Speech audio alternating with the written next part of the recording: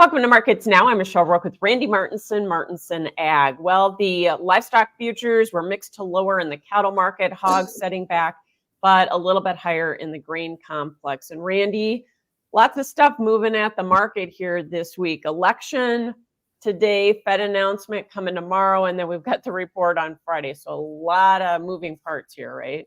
Well, there is a lot and a lot of uncertainty. Right now, it's probably the biggest uncertainty we've had other than knowing where production is going to be here from earlier this summer. But yeah, so right now, most are going to be looking at what's going to happen with the election today. Likely we're not going to know anything before tomorrow, or if maybe the end of the week, depending on how all the ballots go and then the counting goes. So it's going to be, I think, a little bit drawn out process to figure out how everything's going to shake out. But the market is kind of laying in weeds, kind of waiting to see where some of everything can fall out. Yeah. Do you think that that's why we've been unable to really blow through and close above these resistance areas on the charts, is just that uncertainty? Because we've certainly had some good demand coming at the market. Oh, huge demand. We got a couple of things on the fundamental side that's kind of driving it. Yeah, one of them is huge demand. We continue to see strong export sales for corn and for soybeans. Wheat continues to be lackluster, but we kind of expect that with wheat. We're seeing rains move across. That seems to be kind of being overshadowed by the strong demand, but we're seeing, the rain in the southern plains helping the winter wheat. And of course, Brazil is seeing some good rains. But I think the demand and the fact that those two are kind of overshadowing each other. So then we're just kind of waiting to see where the next big thing can be. And I think that's the election. Yeah. So what do you think there? President Trump has talked about tariffs on China, but now is talking about tariffs on Mexico. Harris, you get maybe some increased regulation. How will the market handle whoever wins? Well, I do think that if it's a Trump victory, we could possibly see corn and soybeans sell off on the idea of the tariffs. I think it'll be a knee-jerk reaction and drive the market lower in the short term. I do think we'll recover towards the end of the year if something like that did happen. If it's a Harris win, I think, there you're kind of going with the known, because you already have the Democrats in power, already controlling the executive branch. So I think that will kind of be more of an issue after she takes office, and then see what kind of regulations could come into play. Gotcha.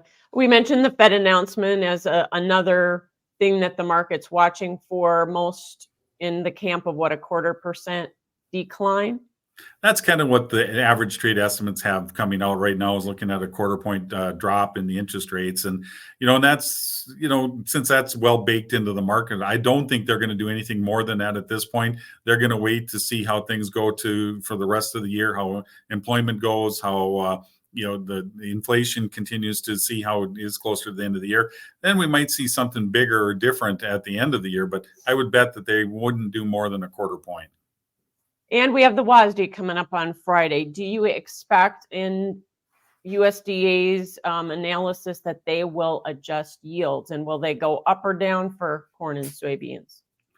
That's a good question. Normally the November report doesn't bring a lot of information to us. It's kind of a holding pattern waiting for the December report, or, the January final one. But I do think that because of the lower moisture content that we saw at harvesting for both corn and beans, and how fast this harvest went, I wouldn't be surprised to see a little bit of a yield reduction in this report. Yeah, and StoneX actually came out yesterday with lower yields for both corn and soybeans. I expected it on soybeans, but not so much on corn. I think everybody was a little surprised at the corn number one, but you look at it, a lot of moisture, the corn came in at 13 to 15 in a lot of areas. Test weights were good in a lot of the places. I never would have bet that we would have seen corn being harvested in October up here in the Northern Plains with the way our spring went, but we were able to get pretty much mostly everything got done before the end of October. So very dry, and I think that will lower some of the yield potential and we saw that the same thing in soybeans as well. Yeah, dry crop means less bushels. The USDA also had lower ear counts, I think, in the October report too on corn, didn't they? They did. That's a good point. I mean, the year counts came in, so they weren't really, backing up the potential of such a big yield as far as corn was concerned. So hopefully we'll see a little bit of reduction in that. I still think that we have to see a little reduction in harvested acres. Traditionally, on average, we have about 8% of what's planted that doesn't get harvested. That's what we're looking at right now. I think there was a lot more drowned out, especially when you look at the northern third of Iowa, southern Minnesota, northern parts of South Dakota, and then North Dakota. I think there was a lot more loss than what the market is leading on at this point. Yeah, and you and I have talked about that before. Will USDA make any adjustments on demand? Because at least corn exports, they're up like 34% year over year, aren't they? They are, and I would expect that they'll see a little bit of an increase in the exports in corn in this report. I don't look for a big one because, again, this could be, what everybody's expecting is that Mexico and China, whoever is doing the majority of the buying, the unknowns, are trying to book ahead of the potential of a Trump win or in tariffs. So I think we're seeing a little bit of extra booking at this point to get ahead of the potential of tariffs being placed later in the year. And the wheat market, we did see winter wheat ratings improve, 3% in yesterday's report. And there has been some rain in some areas, which should be negative for the market, yet wheat is up today. What are we trading?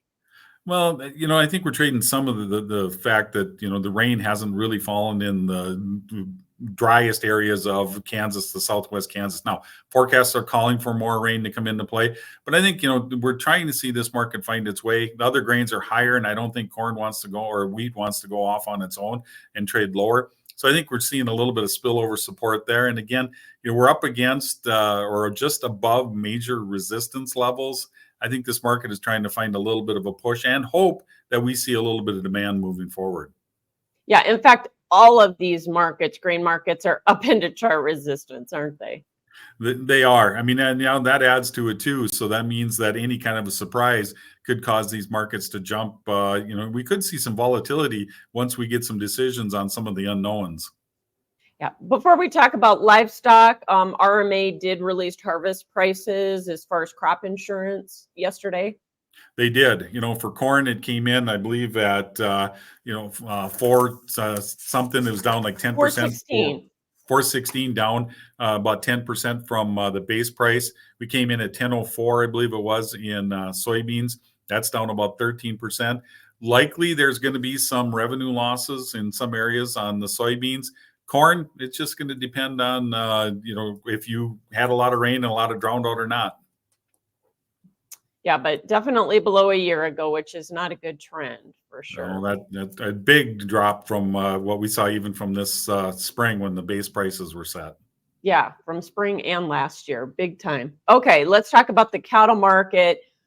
We have seen that market kind of starting to feel like it's rolling over or topping, but the big question is, what will cash do, and will the funds continue to defend their long, right? Right. Last Tuesday we saw that reversal, and we've kind of, bled the market a little bit towards the end of the week. And, of course, the October's performed well because they were tied to the cash. Now, when they've expired, and now we've got, November and December as the front months for the cattle markets. And, it does look like cash is going to kind of lead us at this point. I think the Fed interest rate tomorrow won't have an impact because it's so expected at this point. So right now, I think the fact that numbers are starting to increase, we'll likely see a little bit of pressure come in the cash side. And I think that'll spill over to continue to put pressure on the futures. Yeah. And then what do the funds do from here? They're pretty long, like around 100,000 contracts. I think, seasonally, this is a time frame where they start letting go some of those longs. So I wouldn't be surprised to start seeing some profit taking and some fund liquidation and start to see. I don't think they'll go short the market. I think they might get to an even position or maybe trim it by 3/4. I do expect this market will see some strength once we get back into the spring. But short term, I think we're in for a little bit of trouble. And what about hogs? Have they topped as well? Yesterday looked like a little bit of reversal action, and we're getting follow through today. Yeah, if we finish down with some pretty good losses today, I think that's going to follow suit. Seasonally, hogs, same thing. We start to see pressure come into the market. So I wouldn't be surprised to see some profit taking come into there as well. All right. Thanks for your time as always, Randy Martinson, Martinson Ag. That is Markets Now.